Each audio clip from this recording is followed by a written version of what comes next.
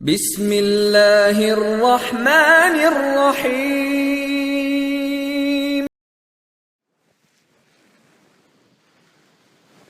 بسم اللہ الرحمن الرحیم.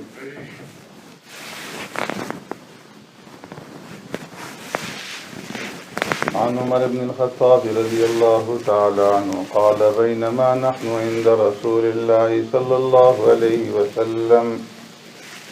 ذات يوم طلع علينا رجل شديد بياض الثياب شديد سواد الشعر لا يرى عليه أثر السفر ولا يعرفه منا أحد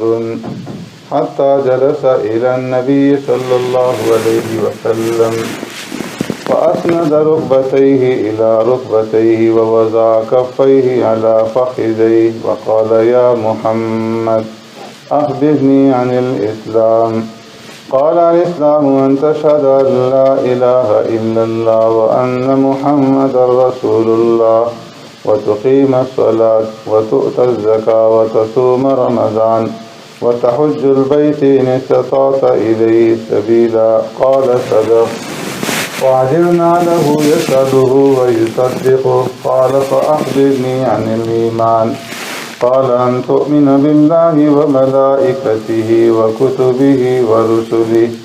واليوم الآخر وتؤمن بالقدر خيره وشره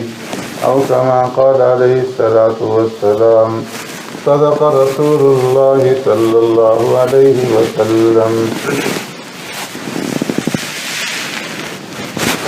کل آپ حضرات کے سامنے ایمان کے تیسرے رکن کے بارے میں عرض کیا گیا تھا. ایمان کے 6 ارکان میں سے پہلا رکن ان تؤمن باللہ، اللہ کی ذات کے اوپر ایمان لانا، اور دوسرا فرشتوں کے اوپر ایمان لانا، اور تیسرا رکن تھا ایمان کا وکتبہ، کتابوں کے اوپر ایمان لانا. اب اس کے بعد چوتھا رکن ہے ورسلہ، کہ جو اللہ تبارک و تعالیٰ نے انبیاء علیہ السلام اور رسول بھیجے ہیں، ان انبیاء اور رسولوں کے اوپر ایمان لانا. اور انبیاء اور رسولوں کے اوپر ایمان لانے کا مطلب یہ ہے کہ اللہ تبارک و تعالیٰ نے مختلف ادوار میں، مختلف زمانوں میں، مختلف اقوام کی طرف اپنے برگزیدہ بندوں کو، برگزیدہ ہستیوں کو نبی اور رسول بنا کر کے مبعوث فرمایا، تاکہ وہ اللہ کے بندوں کو اللہ کی طرف بلائیں، اور جو لوگ ان کی اطاعت اختیار کریں انہیں جنت کی بشارت سنائیں، جنت کی خوشخبری دیں، اور جو لوگ ان کی اطاعت سے روگردانی کریں تو انہیں جہنم کے عذاب سے ڈرائیں. اور یہ جتنے بھی انبیاء علیہ السلام آئے یہ اللہ کے برگزیدہ بندے تھے، اور انہوں نے اپنا فریضہ صحیح طریقے سے، پورے طریقے سے ادا کیا، اور اس فریضے کی ادائیگی کے اندر انہوں نے کسی قسم کی کوئی کوتاہی سے کام نہیں لیا. ان بندوں کو نبی اور رسول کہا جاتا ہے. نبی کہتے ہیں خبر پہنچانے والے کو، نبوت کہتے ہیں کہ جو اللہ تبارک و تعالیٰ کی طرف سے کسی شخصیت کو خبریں دی جاتی ہیں غیب کے بارے میں، ان خبروں کو جو شخصیت آگے لوگوں تک پہنچاتی ہے اس کو نبی کہا جاتا ہے. اور رسول رسالت سے اس کا مطلب ہے کہ سفارت کرنا اللہ کے درمیان میں اور اللہ کے بندوں کے درمیان میں جو شخصیت سفیر بنتی ہے اس کو رسول کہا جاتا ہے. اور فرمایا کہ اس بات کے اوپر یقین اور ایمان رکھنا کہ جتنے بھی انبیاء علیہ السلام آئے ہیں اور رسول آئے ہیں ان کو جو نبوت اور رسالت ملی ہے تو وہ ان کی اپنی محنت کے ساتھ، اپنے مجاہدے کے ساتھ، اپنی کوشش کے بنا پر، اپنی استعداد کے بنا پر نہیں ملی. اس لیے کہ نبوت جو ہے یہ کسبی چیز نہیں ہے بلکہ وہبی اور عطائی چیز ہے، کہ اللہ تبارک و تعالیٰ جسے چاہتے ہیں اسے نبوت کے لیے چن لیتے ہیں۔ کوئی آدمی اپنی خواہش کی بنا پر اور کوئی آدمی اپنی محنت کی بنا پر نبی اور رسول نہیں بن سکتا۔ اس لیے اللہ تبارک و تعالیٰ نے فرمایا کہ واللہ یختص برحمتہ من یشاء، اللہ رب العزت جسے چاہتے ہیں اپنی رحمت کے ساتھ جو ہے اس کو اپنے لیے مختص کر لیتے ہیں۔ اللہ یجتبی من الملائکۃ رسلا، اللہ یصطفی من الملائکۃ رسلا ومن الناس، اللہ تبارک و تعالیٰ ملائکہ میں سے جسے چاہتے ہیں اور انسانوں میں سے جسے چاہتے ہیں نبوت کے لیے، رسالت کے لیے پسند فرما لیتے ہیں، چن لیتے ہیں۔ تو نبوت جو ہے یہ کسبی چیز نہیں ہے بلکہ وہبی چیز ہے، عطائی چیز ہے، اس کے اوپر ایمان ہو۔ اور پھر اسی طریقے سے اس بات کے اوپر ایمان ہو کہ جتنے بھی انبیاء علیہ السلام آئے ہیں وہ سارے کے سارے برحق تھے اور ان سب کے اوپر ہمارا ایمان ہے۔ کسی ایک نبی کی بھی تکذیب نہ ہو، کسی ایک نبی کو بھی جھٹلایا نہ جائے، اس لیے کہ ایک نبی کا جھٹلانا فرمایا یہ سب انبیاء کو جھٹلانا ہے۔ ایک نبی کی تکذیب کرنا سب نبیوں کی تکذیب ہے۔ اس لیے اللہ تبارک و تعالیٰ نے قرآن کریم کے اندر فرمایا کذبت قوم نوح المرسلین، کذبت عاد المرسلین، کذبت ثمود المرسلین، کذبت قوم لوط المرسلین، کذب اصحاب الایکۃ المرسلین، کہ نوح علیہ السلام نے کی قوم نے نبیوں کو جھٹلایا، عاد کی قوم نے نبیوں کو جھٹلایا، ثمود کی قوم نے نبیوں کو جھٹلایا، لوط کی قوم نے نبیوں کو جھٹلایا، اور اصحاب الایکہ مدین والوں نے نبیوں کو جھٹلایا۔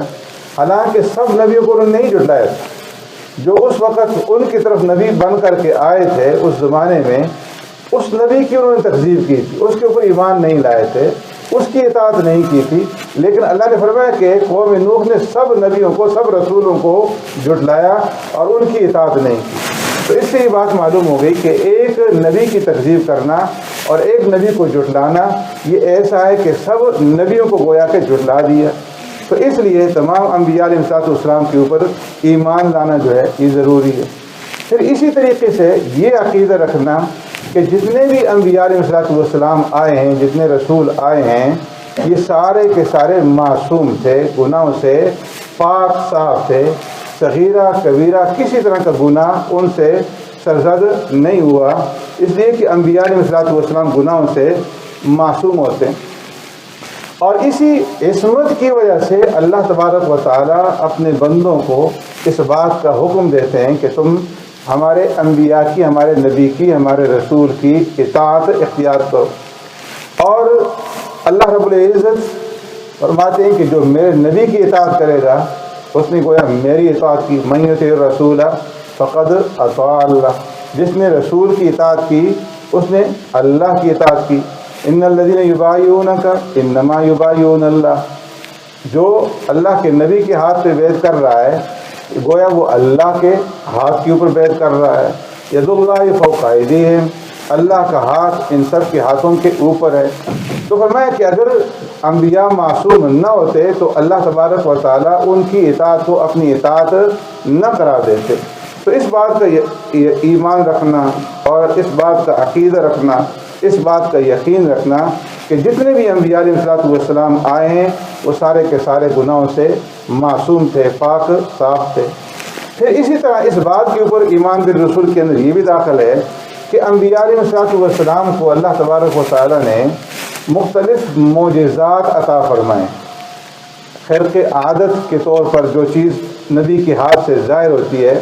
اسے معجزہ کہا جاتا ہے، کہ جو عام انسان کی رسائی تک جو ہے ناممکن ہو۔ تو اللہ تبارک و تعالیٰ انبیاء علیہ السلام کو معجزات عطا فرماتے ہیں، کس لیے؟ تاکہ لوگ ان کی معجزات کو، ان کی اس دلیل کو اور ان کی اس بینات کو دیکھ کر کے ان کے اوپر جو ہے ایمان لائیں۔ تو اللہ تبارک و تعالیٰ نے مختلف انبیاء کو مختلف معجزات عطا فرمائے، جیسے کہ ابراہیم علیہ السلام کے اوپر اللہ نے آگ کو گلزار بنا دیا، موسیٰ علیہ السلام کو عصا کا معجزہ عطا فرمایا کہ اس سے جو ہے اژدہا بن جاتا تھا، اور حضرت عیسیٰ علیہ السلام کو معجزہ دیا کہ وہ قم بإذن اللہ کہہ کر کے مردوں کو زندہ کر دیتے تھے۔ پیارے پیغمبر صلی اللہ علیہ وسلم کے دست مبارک سے انگلیوں سے پانی کا چشمہ جاری کر دیا کہ پورے لشکر کے لیے پانی کافی ہو گیا۔ تو فرمایا کہ جتنے بھی معجزات ہیں ان کے اوپر ایمان اور یقین رکھنا کہ اللہ تبارک و تعالیٰ انبیاء علیہ السلام کو معجزات عطا فرماتے ہیں تاکہ وہ ان دلائل کو دکھلا کر کے لوگوں کو ایمان کی طرف بلائیں اور لوگ ان معجزات کو دیکھ کر کے ایمان قبول کریں۔ اور پھر اسی طریقے سے ایمان بالرسل کے اندر یہ بات بھی داخل ہے کہ یہ عقیدہ رکھا جائے، یہ ایمان رکھا جائے، یہ یقین رکھا جائے کہ جسے اللہ تبارک و تعالیٰ نبوت کے منصب کے لیے ایک دفعہ چن لیتے ہیں اور نبوت کے منصب کے اوپر فائز فرما دیتے ہیں، پھر وہ نبوت کے منصب سے معزول نہیں ہوتا۔ جس طرح کہ دنیا کے بادشاہوں کے اندر کسی آدمی کو وزیر بنایا جاتا ہے اور بعد میں اسے پھر معزول کر دیا جاتا ہے کہ پہلے اسے سمجھتے ہیں کہ یہ ہمارا جو ہے خاص بندہ ہوگا اور ہمارا تابعدار رہے گا،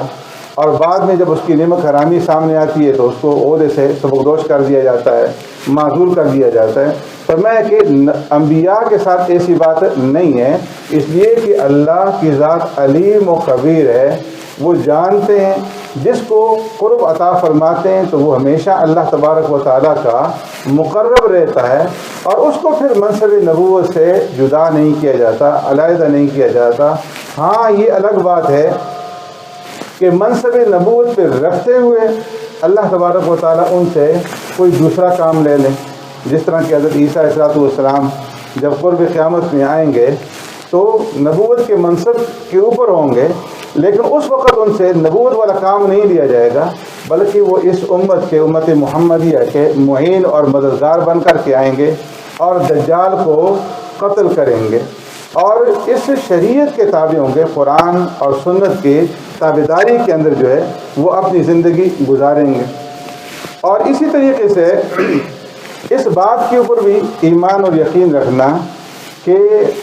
انبیاء علیہ السلام کے اوپر اگر ایمان نہیں ہوگا تو اللہ کی ذات کے اوپر بھی ایمان نہیں ہو سکتا۔ اگر نبی کو جھٹلا دیا جائے، نبی کی تکذیب کر دی جائے اور کوئی کہے کہ میں صرف اللہ کی ذات کے اوپر ایمان رکھتا ہوں، اللہ کی وحدانیت کو مانتا ہوں، لیکن نبی کی نبوت کو نہیں مانتا،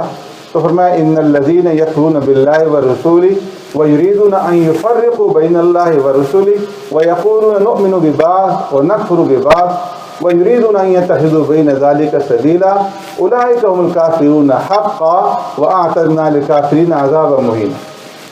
کہ جو لوگ اللہ اور اللہ کے نبی کے درمیان میں امتیاز اور تفریق کرنا چاہتے ہیں اور درمیانی راستہ ڈھونڈنا چاہتے ہیں کہ صرف ہم اللہ کی ذات کے اوپر تو ایمان لائیں گے، نبی کو نہیں مانیں گے، تو فرمایا یہ پکے کافر ہیں اور ان کے لیے اللہ نے دردناک قسم کا عذاب جو ہے وہ تیار کر رکھا ہے۔ تو اس بات کے اوپر یقین رکھنا کہ اللہ کے اوپر تبھی ایمان ہوگا جب اللہ کے بھیجے ہوئے رسول کے اوپر، نبی کے اوپر ایمان ہوگا۔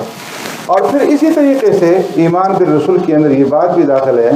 کہ اللہ تبارک و تعالیٰ نے سب سے پہلے حضرت آدم علیہ السلام کو بھیجا نبی بنا کر کے، اور سب سے آخر میں ہمارے پیارے پیغمبر صلی اللہ علیہ وسلم کو اللہ تبارک و تعالیٰ نے خاتم الانبیاء بنا کر کے، رسول بنا کر کے بھیجا ہے کہ آپ کے اوپر نبوت کا سلسلہ اب ختم ہو چکا، اور اب آپ صلی اللہ علیہ وسلم کے بعد کوئی اور نبی نہیں آئے گا۔ دین کا سلسلہ پیارے پیغمبر صلی اللہ علیہ وسلم کے اوپر اللہ نے مکمل کر دیا، الیوم اکملت لکم دینکم کا اعلان کر کے اب جو ہے اس دین کی ترویج ہے، اشاعت ہے، تبلیغ ہے، اور یہ علماء امت کے ذریعے سے اللہ تبارک و تعالیٰ قیامت تک کے آنے والے انسانوں تک اس کو جو ہے پہنچائیں گے۔ اور پھر اسی طرح اس کے اوپر بھی یقین ہو، ایمان ہو کہ جو ہمارے پیغمبر صلی اللہ علیہ وسلم ہیں وہ تمام انبیاء علیہ السلام سے افضل ہیں، درجے کے اندر، مرتبے کے اندر تمام انبیاء علیہ السلام کے سردار ہیں، اور اللہ تبارک و تعالیٰ نے تمام انبیاء کو اس بات کا مقید بنایا تھا کہ اگر تم نبی آخر زمان کا زمانہ پاؤ تو تم ان کے اوپر ایمان بھی لاؤ گے، لَتَؤْمِنُنَّ بِهِ وَلَتَنْصُرُنَّهُ، تم ایمان بھی لاؤ گے اور ان کی مدد بھی کرو گے۔ تو ہمارے پیغمبر صلی اللہ علیہ وسلم تمام انبیاء سے مرتبے میں، مقام میں، درجے میں افضل ہیں اور اعلیٰ ہیں۔ اور پھر سرکار دو عالم صلی اللہ علیہ وسلم نہ صرف انسانوں کے نبی ہیں بلکہ جنات کے بھی نبی ہیں۔ پہلے جو انبیاء علیہ السلام آتے تھے کسی قوم کی طرف آتے تھے، کسی علاقے کی طرف آتے تھے، آپ صلی اللہ علیہ وسلم ساری انسانیت اور سارے جہان کے نبی بنا کر کے بھیجے گئے ہیں. تو یہ ساری کی ساری باتیں ایمان بالرسول کے اندر داخل ہیں. سبحانک اللہم وبحمدک نشہد ان لا الہ الا انت نستغفرک ونتوب الیک. اللهم ربنا آتنا في الدنيا حسنة وفي الآخرة حسنة وقنا عذاب النار وقنا عذاب القبر وقنا عذاب الحشر وقنا عذاب الدين وقنا عذاب الميزان. اللهم إنا نعوذ بك من عذاب جهنم ونعوذ بك من عذاب القبر ونعوذ بك من فتنة المسيح الدجال ونعوذ بك من فتنة المحيا والممات. سبحان ربك رب العزة عما يصفون وسلام على المرسلين والحمد لله رب العالمين برحمته.